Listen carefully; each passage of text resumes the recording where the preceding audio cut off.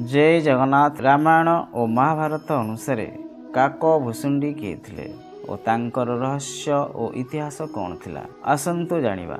पौराणिक अनुसार थरे माता पार्वती भगवान रामंकर विषय जानिबा पई भगवान शिव को अनुरोध करिथिले। भगवान शिव माता पार्वती को एक निछाटिया जंगल रे भगवान रामंकर कहानी विषय सुनाइथिले। सही समय रे एक कुआ भगवान रामंकर कथा संपूर्ण सुनिथिले। से कुआटी भगवान रामंकर कथा संपूर्ण ज्ञान पाई सारिबा परे से भगवान रामंकर परम भक्त होइगले। से कुआटीर मृत्यु परे तार आर जन्म रे से काक भुसुंडी नाम रे जन्म होइथिले। से भगवान रामंकर परम भक्त थिले। से एक गछ मूल रे भगवान रामंकर प्रवचन शुणाउथिले। तांकर प्रवचन शुणिया पई बहुत दूर दूररू मुनि ऋषि और विद्वान पंडित माने आनंदर सहित शुणुथिले। भगवान शिव शुणिबा को पाइले एक काक भुसुंडी गछ मूले भगवान रामंकर प्रवचन शुणाउछंती। काक भुसुंडी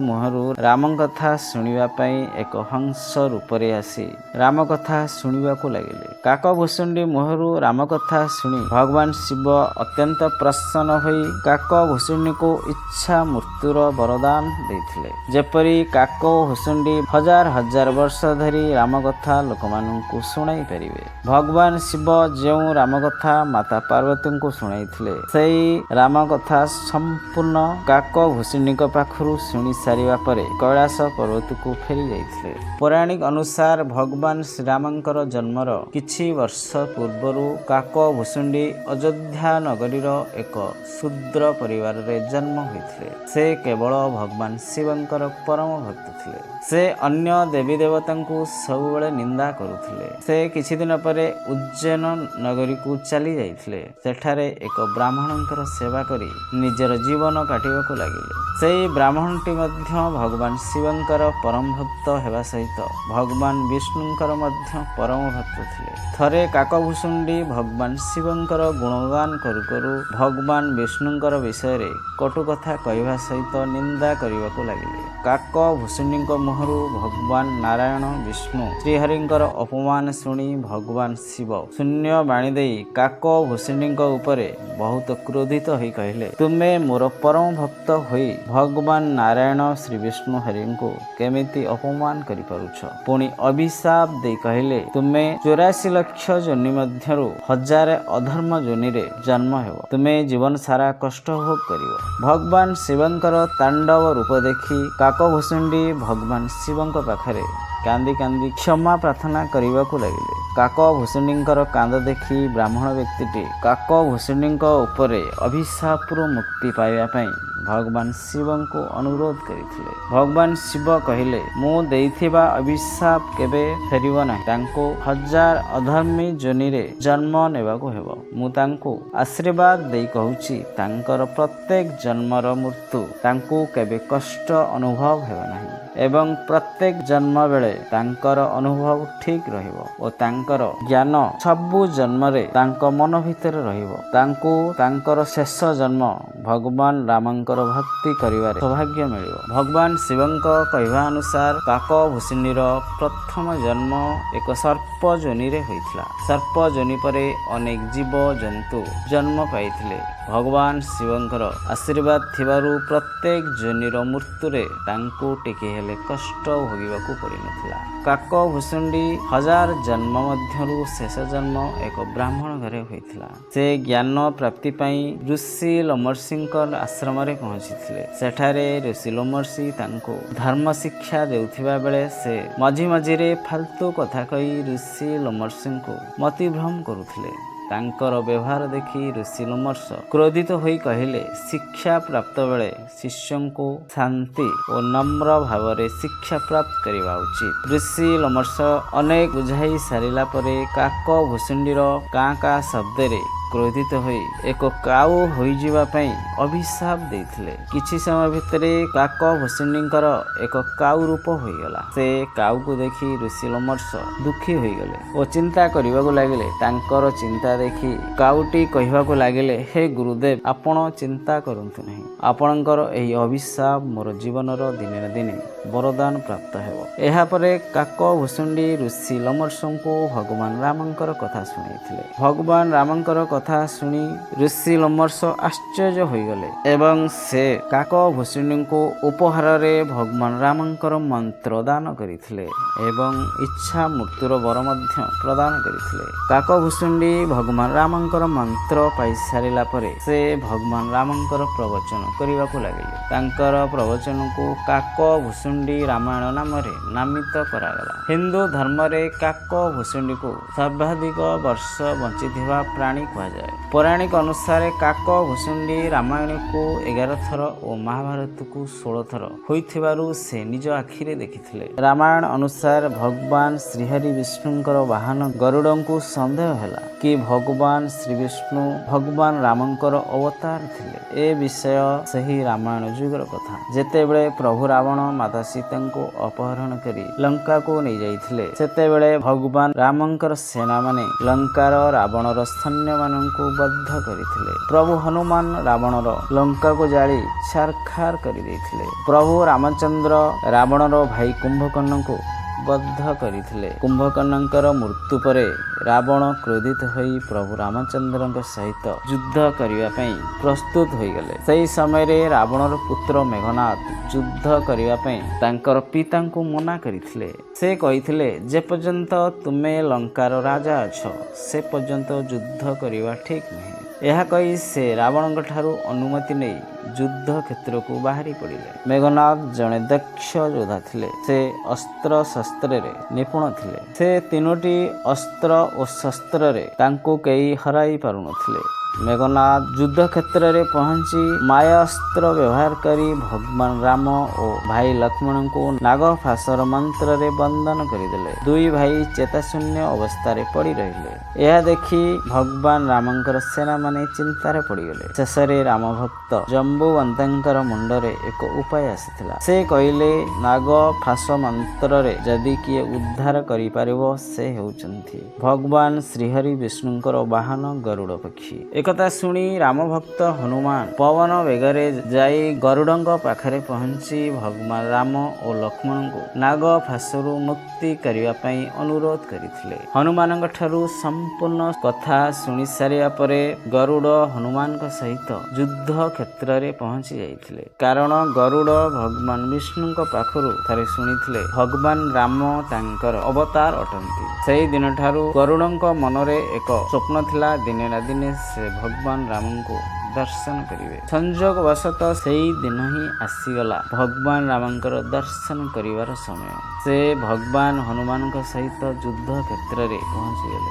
ସେଠାରେ ଗରୁଡ଼ ଦେଖିଲେ ରାମଚନ୍ଦ୍ର ଓ ଭାଇ ଲକ୍ଷ୍ମଣ ନାଗଫାସ ମନ୍ତ୍ରରେ ବନ୍ଧା ହୋଇ ଅଚେତ ହୋଇ ପଡ଼ିଛନ୍ତି। ସେ ଆଶ୍ଚର୍ଯ୍ୟ ହୋଇଗଲେ। ଭାବିଲେ, କ'ଣ ସତରେ ରାମ ଭଗବାନ ବିଷ୍ଣୁଙ୍କର ଅବତାର ଅଟନ୍ତି?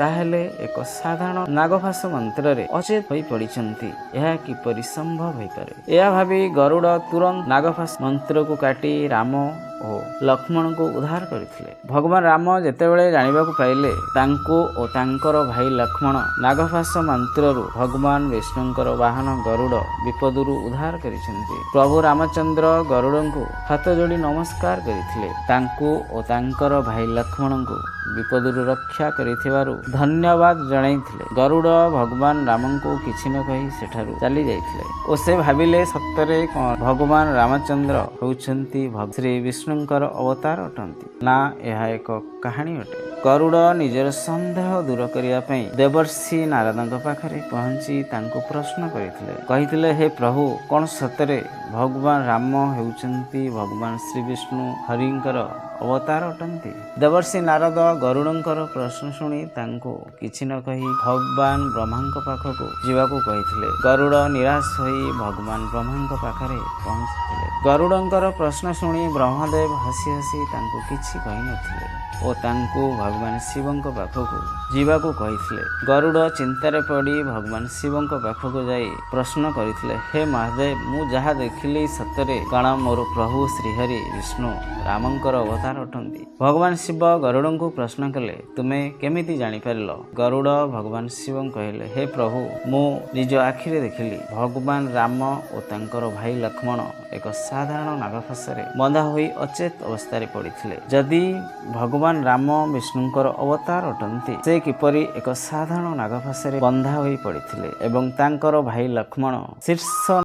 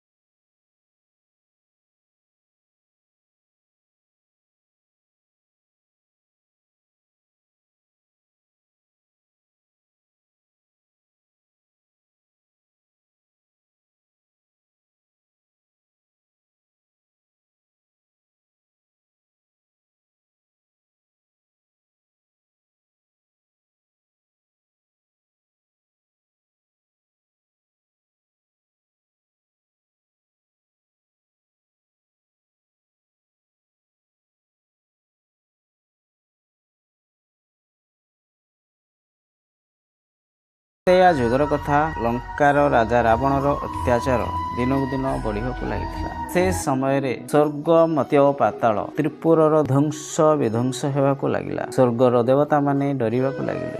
ରାବଣକୁ ବଦ୍ଧ କରିବାକୁ ଭଗବାନ ସ୍ୱୟଂ ନାରାୟଣ ସତମ ଅବତାର ନେଇ ଶ୍ରୀରାମ ରୂପରେ ଜନ୍ମ ହୋଇଥିଲେ। ରାବଣଙ୍କର ବଦ୍ଧ ଭଗବାନ ନାରାୟଣଙ୍କ ହାତରେ ହେବାର ଥିଲା। ସେଥିପାଇଁ ଭଗବାନ ଶ୍ରୀରାମଙ୍କର ଜନ୍ମ ହୋଇଥିଲା। ଏହା ସତ୍ୟ ଅଟେ, ଭଗବାନ ନାରାୟଣଙ୍କର କ୍ଷଣିକ ମାତ୍ରେ ରାବଣର ବଦ୍ଧ ହୋଇପାରିଥାନ୍ତି।